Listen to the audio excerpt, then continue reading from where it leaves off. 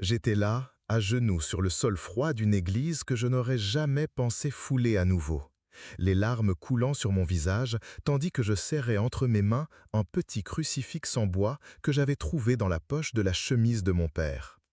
Ce moment-là a tout changé. Il a changé qui j'étais, ce en quoi je croyais, le cours de toute ma vie. Mais pour que vous compreniez comment j'en suis arrivé là, je dois remonter le temps et vous raconter toute cette histoire depuis le début. Je m'appelle Antoine, j'ai 42 ans et pendant longtemps je me suis considéré comme un homme de science. Je suis ingénieur, diplômé de la meilleure université du pays, avec un master à l'étranger et une carrière solide bâtie sur les faits, les chiffres et les preuves. J'ai toujours cru que tout dans la vie avait une explication logique, qu'il n'existait aucun mystère que la raison humaine ne puisse résoudre. Dieu, la spiritualité, les miracles, pour moi, tout cela n'était que le produit de l'imagination de personnes qui ne pouvaient accepter la réalité brute des faits. J'ai grandi dans une famille traditionnelle, où mon père, Jean, était un homme simple mais très religieux. Il travaillait comme menuisier, ses mains étaient calleuses à force de travail, mais il ne manquait jamais la messe du dimanche. Je me souviens de lui, agenouillé au chevet de son lit tous les soirs, récitant son chapelet avec une dévotion que moi, enfant, je trouvais excessive. Ma mère, Madame Marie, était tout aussi dévote, toujours une prière sur les lèvres et une bougie allumée pour un saint. Adolescent, j'ai commencé à remettre tout cela en question. Je voyais mes parents lutter financièrement, travailler dur, souffrir de privations, et pourtant maintenir une foi inébranlable. Cela n'avait aucun sens pour moi. Si Dieu existait et les aimait tant, pourquoi leur permettait-il de souffrir? Pourquoi ne les aidait-il pas?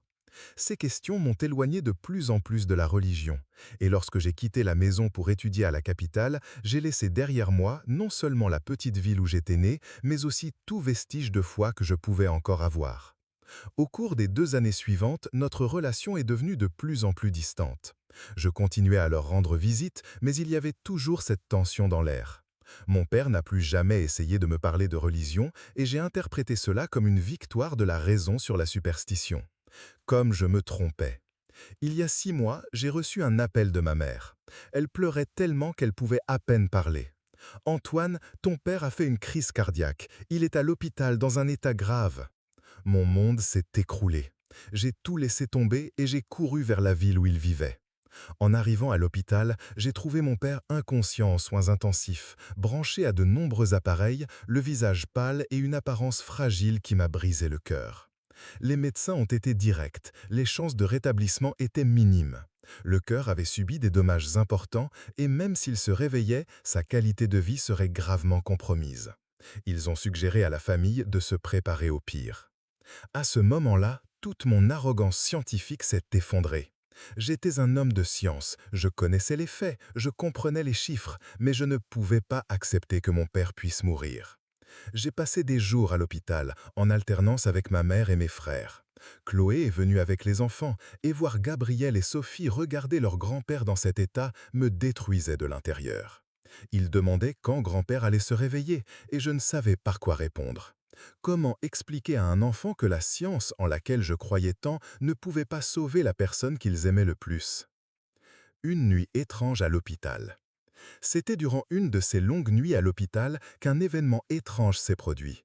J'étais seul dans la chambre avec mon père, il était environ 3 heures du matin et le silence n'était rompu que par le rythme régulier des appareils. Je lisais des articles scientifiques sur la cardiologie sur ma tablette, essayant de trouver une information que les médecins auraient pu manquer, un traitement expérimental, quoi que ce soit qui puisse donner de l'espoir. Soudain, j'ai entendu mon père murmurer quelque chose. Au début, j'ai cru que j'imaginais, mais je me suis approché et j'ai pu clairement entendre. Il priait. Il était inconscient depuis des jours, mais il priait. Ce n'étaient pas des paroles incohérentes ou des délires provoqués par les médicaments, c'était une prière parfaite, claire, comme s'il était pleinement conscient. J'ai appelé l'infirmière, qui est arrivée en courant. Elle a vérifié ses signes vitaux et a été surprise. «C'est impossible», a-t-elle murmuré. «D'après les paramètres, il devrait être dans un coma profond.» Elle a appelé le médecin de garde qui a effectué une série d'examens. Tous les indicateurs montraient que mon père était inconscient, mais il continuait à prier, doucement, presque à voix basse. Cette nuit-là, je n'ai pas pu dormir. Je suis resté assis à côté de son lit à écouter mon père prier. C'était comme s'il était dans un état entre la vie et la mort, entre le conscient et l'inconscient, mais sa foi restait intacte. Pour la première fois de ma vie adulte, j'ai commencé à me demander si je savais vraiment tout. Le lendemain matin, ma mère est arrivée tôt à l'hôpital. En voyant mon père toujours en prière, elle ne fut pas surprise. Il a toujours fait ça, a-t-elle dit simplement. Dans les moments les plus difficiles, il a toujours recours à la prière. Elle s'est agenouillée à côté du lit et a commencé à prier avec lui. Je les observais, essayant de comprendre ce qui se passait. Maman, ce n'est pas normal, ai-je dit. Il est inconscient, mais il prie. La science ne peut pas expliquer ça. Elle m'a regardé avec ce sourire serein que je connaissais depuis l'enfance. Mon fils, tout n'a pas besoin d'être expliqué par la science. Certaines choses sont simplement comme ça. Au cours des jours suivants, d'autres membres de la famille ont commencé à arriver. Oncles, cousins, amis de la communauté, tous venaient prier pour mon père. La chambre d'hôpital s'est transformée en une petite chapelle, avec des gens entrant et sortant constamment, chacun laissant une prière, une parole de réconfort, un peu d'espoir. J'observais tout ça avec un mélange de scepticisme et de curiosité. Une partie de moi croyait encore que c'était juste une coïncidence, que mon père finirait par se réveiller parce que les médicaments faisaient effet. Mais il y avait quelque chose dans l'air, une énergie que je ne pouvais pas expliquer, une sensation que quelque chose de plus grand était en train de se passer. Si vous appréciez cette histoire et souhaitez continuer à suivre des récits comme celui-ci, n'oubliez pas de vous abonner à la chaîne. Des expériences comme celle-ci doivent être partagées, car nous ne savons jamais quand quelqu'un a besoin d'entendre exactement ce que nous avons vécu. Ce fut le 5e jour que tout a changé. J'étais à nouveau seul avec mon père au milieu de la nuit quand il a cessé de prier. Le silence a été si soudain que j'ai été effrayé.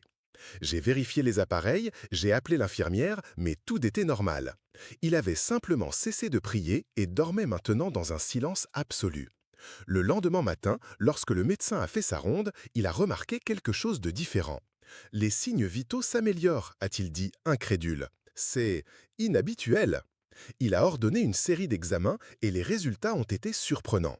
Le cœur qui était presque arrêté battait maintenant plus fort. La pression artérielle s'était stabilisée. Les niveaux d'oxygène dans le sang étaient meilleurs qu'ils ne l'avaient été depuis l'infarctus. Docteur, est-ce normal ai-je demandé, essayant de maintenir ma rationalité scientifique. Il a secoué la tête. Honnêtement, non. D'après les paramètres initiaux, nous ne nous attendions pas à une telle récupération. Cela arrive parfois, bien sûr, mais c'est rare, très rare. À ce moment-là, j'ai ressenti quelque chose que je n'avais pas ressenti depuis longtemps. Le doute. Non pas un doute sur les faits scientifiques, mais un doute sur le fait que je comprenais vraiment tout ce qui se passait. Y avait-il des variables que je ne prenais pas en compte? Y avait-il des forces en action que la science ne pouvait pas encore mesurer? 2 jours plus tard, mon père a ouvert les yeux. J'étais là, avec ma mère, quand il s'est réveillé. La première chose qu'il a faite a été de sourire. Pas un sourire faible de quelqu'un qui se remet d'un infarctus grave, mais un sourire plein, plein de vie. Merci mon Dieu, ont été ses premiers mots. Le médecin était bouche bée. C'est extraordinaire, répétait-il.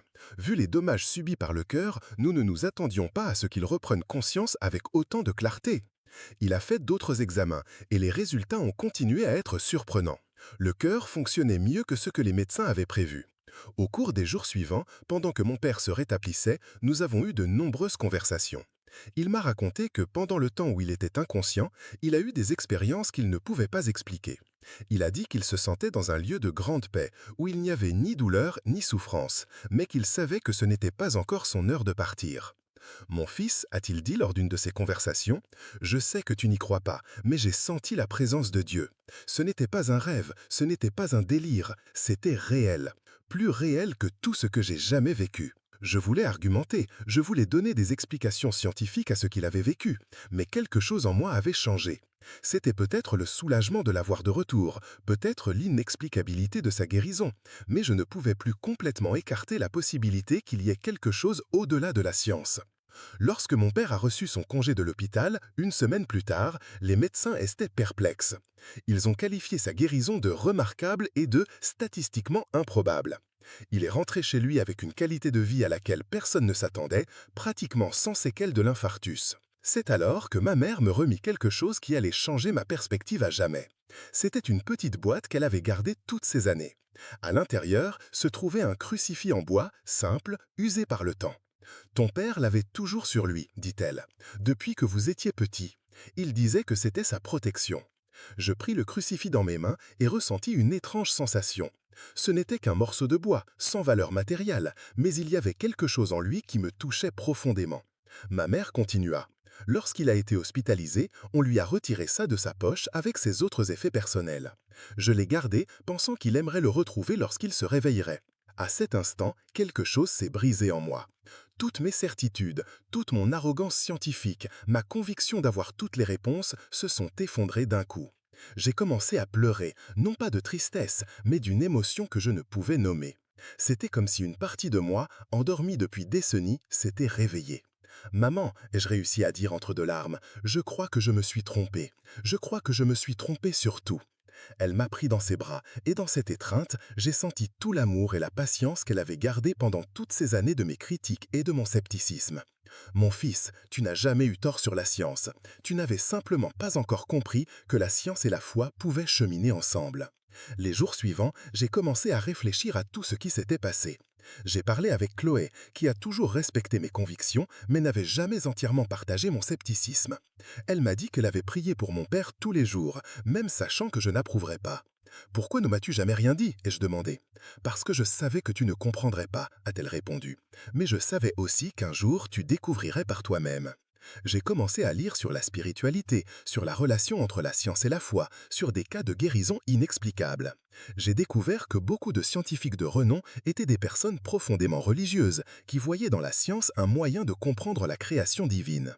J'ai découvert que la science n'avait pas toutes les réponses, qu'il y avait des mystères qui ne seraient peut-être jamais percés à jour par la raison humaine. Mais la véritable transformation a eu lieu à dimanche après-midi, 3 semaines après la sortie de l'hôpital de mon père. Je me promenais dans la ville où j'ai grandi, me remémorant des moments de mon enfance, lorsque je suis passé devant l'église où mes parents m'emmenaient toujours étant enfant. Je ne sais pas ce qui m'a poussé, mais j'ai décidé d'entrer.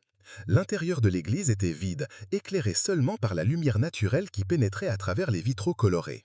Je me suis assis sur un des bancs du fond et je suis resté là, en silence, essayant d'organiser mes pensées.